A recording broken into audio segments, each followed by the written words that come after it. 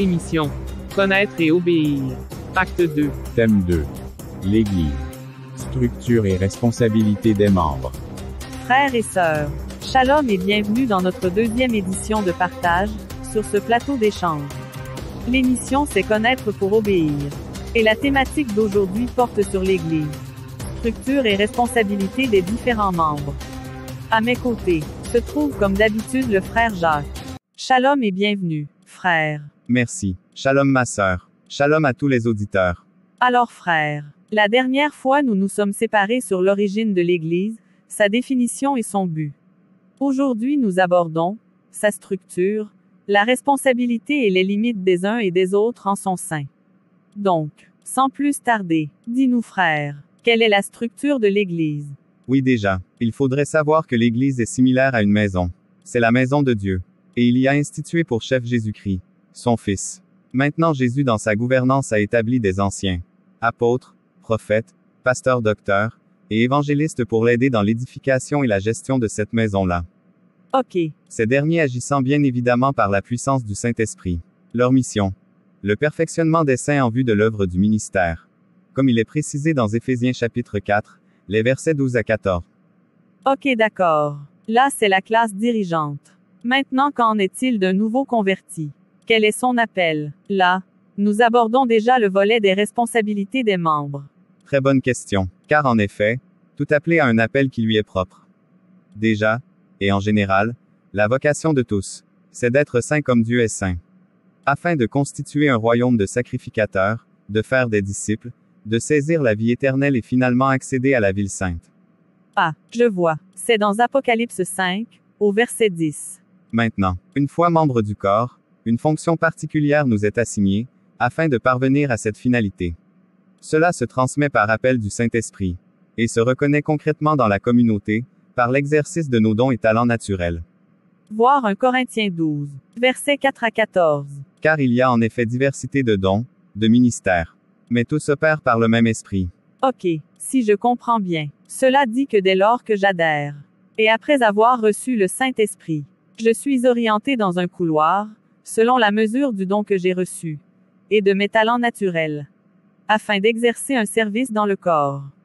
Ok. Et ce, afin d'atteindre l'objectif final qui est le perfectionnement des saints pour l'acquisition de la vie éternelle, et l'accès à la ville sainte.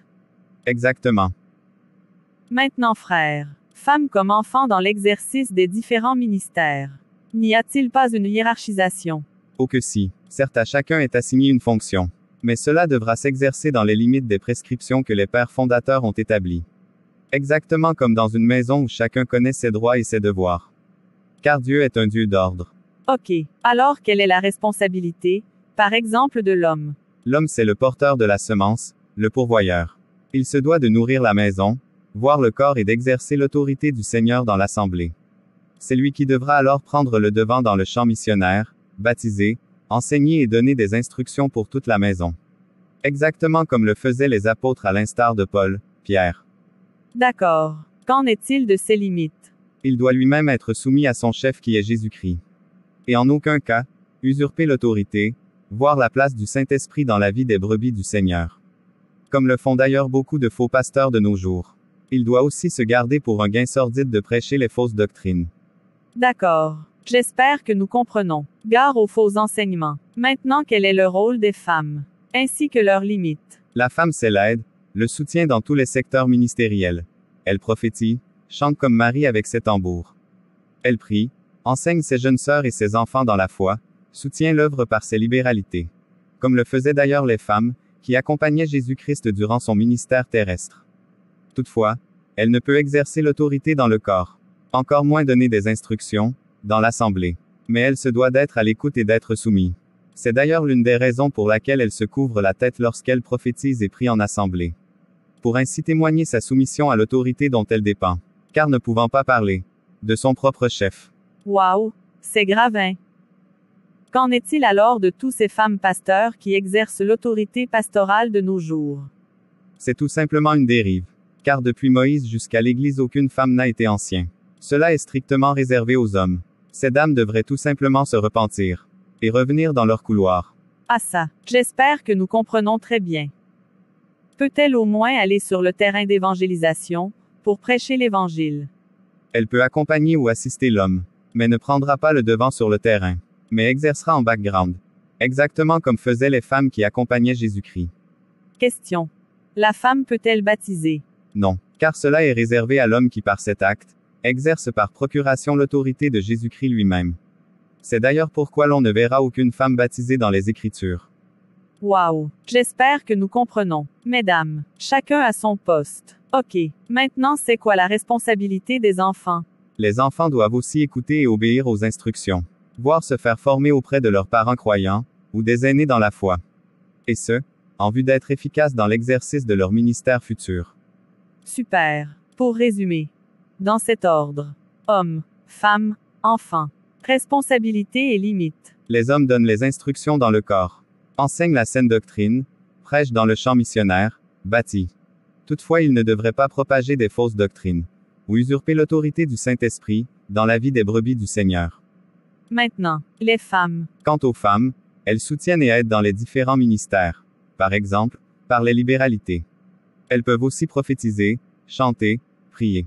Les plus âgés doivent enseigner, aux plus jeunes, la chasteté et la soumission. Toutefois, elles ne devraient pas usurper l'autorité de l'homme, c'est-à-dire donner des instructions au sein de l'Église, baptiser et prendre le devant dans le terrain d'évangélisation. J'espère que nous comprenons, mesdames. Sachons rester dans notre couloir. Et pour finir, les enfants. Les enfants doivent obéir à leurs parents dans la foi, voire marcher conformément à la saine doctrine. Ils doivent fuir les passions de la jeunesse et rechercher la piété. Ok, merci beaucoup frère Jacques. Nous sommes à présent parvenus au terme de cette seconde édition de l'émission.